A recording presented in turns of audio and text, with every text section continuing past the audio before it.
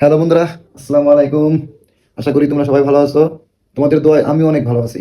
তো আজকে এই পর্বে আমি যে অঙ্কটা নিয়ে আলোচনা করবো, ত্রিকোণমিতিকের 9.1-এর সবচেয়ে গুরুত্বপূর্ণ অঙ্ক। এটা সবচেয়ে গুরুত্বপূর্ণ অঙ্ক।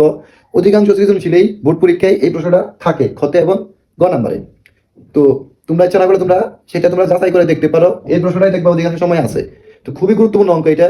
তো সবাই খাতা কলম সামনে নিয়ে বসে পড়ো এবং মনোযোগ সহকারে অঙ্কটা বুঝো এবং করো এবং বারবার চর্চা করবা। ঠিক আছে, খুবই গুরুত্বপূর্ণ একটা অঙ্ক। তো আমি কিভাবে অঙ্কটা সমাধান করেছি তো তোমরা অবশ্যই আশা করি ভালো করে দেখবা, কারণ বইয়ে কিন্তু উদাহরণ হলে কি হবে, কিন্তু বইয়ে এইভাবে করে সমাধান করা নাই। তা আমি পরিপূর্ণ একদম মানে আর কি কোনো কিছু বাদ রাখিনি যে তোমরা না বুঝবা আর কি অঙ্কটা। আহ, আমি একদম পরিপূর্ণ সম্পূর্ণভাবে অঙ্কটা করে দিছি যাতে যাতে তোমাদের বুঝতে সুবিধা হয়। তো দেখো আমি এখন অঙ্কটা কিভাবে সমাধান করেছি সেটা এখন তোমরা খেয়াল করো, বা প্রথমে কি বলা আছে অঙ্কে সেটা আমাকে একটু খেয়াল করি। ওকে, এটা কিন্তু খুবই কমন অঙ্ক, ভেরি ভেরি ইম্পর্টেন্ট। তো আশা করি সবাই মনোযোগ সহকারে দেখবে। প্রমাণ করতে বলছে আমাদের, যদি টেন এ প্লাস সাইন এ সমান সমান এ এবং টেন এ মাইনাস সাইন এ সমান সমান বি হয়, প্রমাণ করো যে এ স্কোয়ার মাইনাস বি স্কোয়ার সমান সমান 4√/ab। একটু ডিফিকাল্ট দেখা গেছে অঙ্কটা, কিন্তু হ্যাঁ, কিন্তু করলে বুঝলে তোমাদের কাছে অনেকটাই সহজ মনে হবে। তো কি দেওয়া যায় একবার আমি পড়তেছি। টেন এ প্লাস সাইন এ সমান সমান এ এবং টেন এ মাইনাস সাইন এ সমান সমান বি হলে প্রমাণ করতে বলতেছে আমাদের এ স্কোয়ার মাইনাস বি স্কোয়ার সমান সমান 4√/ab। ওকে, তো এর জন্য আমি প্রথমে সমাধান লিখে আমি লিখছি দেওয়া আছে লিখে আমার যে মানগুলো বলা আছে উপরে সেগুলো লিখেছি যে টেন এ প্লাস সাইন এ সমান সমান এ, টেন এ মাইনাস সাইন এ সমান সমান বি, এগুলো হলো আমাদের দেওয়া আছে। তো এই জায়গায় একটা জিনিস আমাদের খেয়াল করতে হবে যে আমি যেহেতু টেন এ প্লাস সাইন এ সমান সমান এ লিখছি, তার মানে এর পরিবর্তে আমি টেন এ প্লাস সাইন এ ব্যবহার করতে পারবো, আবার টেন এ প্লাস সাইন এর পরিবর্তে আমি এটাও ব্যবহার করতে পারবো। অনুরূপ ভাবে টেন এ মাইনাস সাইন এ সমান সমান বি দেওয়া আছে, তাহলে বির পরিবর্তে আমি টেন এ মাইনাস সাইন এ ব্যবহার করতে পারবো, আবার টেন এ মাইনাস সাইন এর পরিবর্তে আমি বি ব্যবহারটা করতে পারবো। তো এর জন্য আমি কি করেছি, লেফট হ্যান্ড সাইড লিখে যে আমাদের অংশটা বলা ছিল এ স্কয়ার মাইনাস বি স্কয়ার, তো ওই অংশটা লিখেছি লেফট হ্যান্ড সাইড মানে বাম পক্ষ সমান সমান লিখছি এ স্কয়ার মাইনাস বি স্কয়ার। তো সেই ক্ষেত্রে আমি এই যে এর পরিবর্তে টেন এ প্লাস সাইন এ ব্যবহার করেছি, তার উপর স্কয়ার ছিল স্কয়ার মাইনাস মাইনাস, বির পরিবর্তে আমি টেন এ মাইনাস সাইন আমি ব্যবহার করেছি, তার উপর স্কয়ার ছিল এর জন্য স্কয়ার। পরে এই জায়গায় বীজগণিতের একটা সূত্র পড়েছে, সেটা হলো কি, এই সূত্রটা পড়েছে আমাদের। আমি পাশে একটু ছোট্ট করে লিখে দিই, A plus B whole square minus A minus B whole square সমান সমান জানি আমরা 4ab। এটা একটা বীজগণিতের সূত্র। তো কি জানি আমরা, A plus B whole square minus A minus B whole square is equal to 4ab। তো সেই ক্ষেত্রে যদি আমি tan ডেমন মানে এ ধরি, sin ডেমন মানে বি ধরি, তাহলে A plus B whole square minus A minus B whole square, তাহলে আমাদের এই সূত্রের মতো করে তৈরি হইতেছে। তাহলে আমরা এটার পরিবর্তে কি লিখতে পারি, 4ab লিখতে পারি। এর জন্য আমি 4 লিখছি, আর এই ধরছিল tan রে, এর পরিবর্তে আমি tan উল্লেখ করেছি, ইনটু ইনটু চিহ্ন দিয়েছি মানে গুণ চিহ্ন দিয়েছি, বি ধরতে আমি sin এর জন্য বি পরিবর্তে আমি sin টা এই জায়গায় উল্লেখ করেছি। তারপরে আমার কি করতে হয়েছে, যেহেতু আমার প্রমাণের ক্ষেত্রে তাকাইতে হইব, প্রমাণে যেহেতু 4 এর সাথে √/ab আছে মানে রুট আছে, এর জন্য রুট তো আমি কোনোভাবে আনতে পারতাছি না। এই জন্য আমার কি করতে হয়েছে, রুট একটা ধরে নিতে হয়েছে। তো 4 এর সাথে 4 রাখছি, পরে একটা রুট আনছি।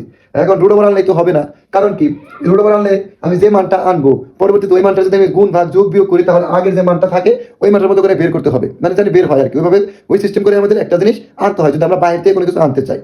তো সেক্ষেত্রে শুধু যদি আমি রুট আনতাম তাহলে কিন্তু আমি কাটাকাটি করতে পারতাম না, আমার আগের মানের মতো তৈরি হতো না। সেক্ষেত্রে আমার অঙ্কটা কিন্তু ভুল হয়ে যেত।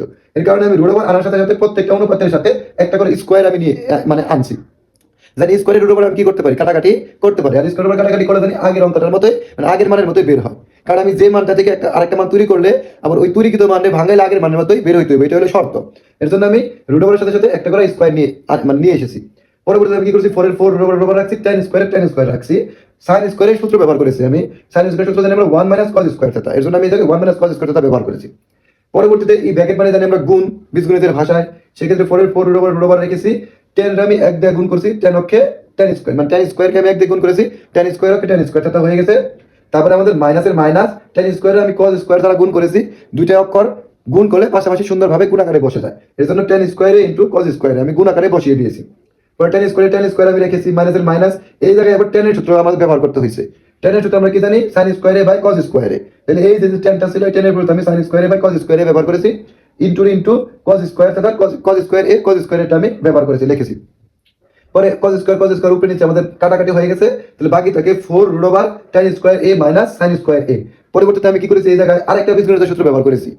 কি সূত্রটা ব্যবহার করেছি, আমি a square minus b square সূত্র ব্যবহার করেছি। তো a square minus b square সূত্র আমি কি জানি, a plus b into a minus b, সেক্ষেত্রে আমি যদি tan ডেমন মানে a ধরি, sin ডেমন মানে b ধরি, তাহলে a square minus b square, সেক্ষেত্রে আমার কি দাঁড়াইলো, tan হলো a আর sin হলো b, তাহলে a plus b into a minus b। কারণ আমরা জানি a স্কোয়ার মাইনাস b স্কোয়ারের সূত্র আমরা জানি a plus b into a minus b, এক্ষেত্রে আমি a plus b into a minus b সূত্রটা ব্যবহার করেছি। পরবর্তীতে আমি tan a প্লাস sin এর সমান আমরা জানি a, এর জন্য tan a প্লাস sin এর সমান আমি a ব্যবহার করেছি। টেন এ মাইনাস সাইনের সমান আমি বি, এর জন্য টেন এ মাইনাস সাইনের পরিবর্তে আমি বি ব্যবহার করেছি। দেখা গেলো আমাদের প্রমাণের দিকে তাকিয়ে দেখি 4√এবি আছে, তো আমাদের অঙ্ক করার পরে যে মানটা বেরোছে সেটাও 4√এবি, তার মানে এটাই আমাদের প্রমাণিত। আশা করি অঙ্কটা তোমরা অবশ্যই বুঝতে পেরেছো। 9.1 এর সর্বশেষ উদাহরণ এটাই, এটাও খুবই কমন একটা অঙ্ক। সাধারণত এটা ক নাম্বারে এসে থাকে সৃজনশীলের। তো এটার মধ্যে কি বলেছে, হয়তো লাইটের কারণে এই জায়গায় বোঝা যাচ্ছে না। তো আমাদের এই অঙ্কটা যেটা প্রমাণ মানে যে মানটা বের করতে বলছে সেটা হলো, এই জায়গায় বলা ছিল অঙ্কে যে sec a plus tan A সমান সমান 5/2 হলে, sec a plus tan A সমান সমান 5/2 হলে sec a মাইনাস টেন এর মান কত, এটা আমাদের বের করতে বলেছে। তো আমি কি করেছি, সমাধান দিয়ে দেওয়া আছে যে মানটা সেটা আগে লিখে নিয়েছি। তো দেওয়া আছে মান হলো আমাদের sec a plus tan A সমান সমান 5/2, এর জন্য আমি যে মানটা দেওয়া আছে সেটা আগে লিখে নিয়েছি যে sec a plus tan A সমান সমান 5/2। তো পরবর্তীতে আমি একটা এই মাইনাসের মানটা বের করার জন্য আমি একটা সূত্র প্রয়োগ করেছি, সেটা হলো কি, লিখেছি উইনো, মানে আমরা জানি sec স্কয়ারে মাইনাস টেন স্কয়ারে সমান সমান 1 সূত্র। এই সূত্রটা আমরা কিন্তু পূর্বের যে পর্বগুলো আছে, প্রথম পর্ব সেটা থেকে আমরা সূত্রগুলো শিখে এসেছি যে sec square a minus tan স্কয়ারে সমান সমান 1। পরে আমি sec এর মনে মনে a ধরেছি, টেন এর মনে মনে b ধরেছি, তাহলে কি দাঁড়ালো আমাদের a square minus b square. তো a স্কয়ার মাইনাস b স্কয়ারের সূত্র আমরা পূর্বের অঙ্কগুলো শিখেছি যে a plus b into a minus b।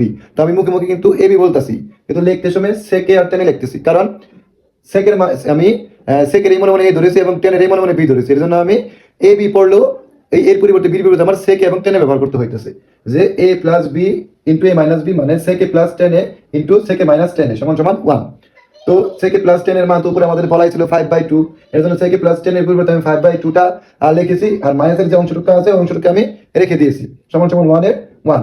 পরবর্তীতে 5/2 টা sec a মাইনাস টেন এর সাথে ছিল গুণ আকারে, তো সেই মানটা আমি এক পক্ষ থেকে অপর পক্ষে নিয়ে গেছি, মানে বাম পক্ষ থেকে ডান পক্ষে নিয়ে যাওয়ার কারণে আমরা জানি যে গুণ থাকলে হয়ে যায় ভাগ, ভাগ থাকলে হয়ে যায় গুণ, যোগ থাকলে হয়ে যায় বিয়োগ, বিয়োগ থাকলে হয়ে যায় যোগ। তো সেই ক্ষেত্রে এটা পাশে গুণ আকারে ছিল, অপর পক্ষে এটা ভাগ হয়ে গেছে।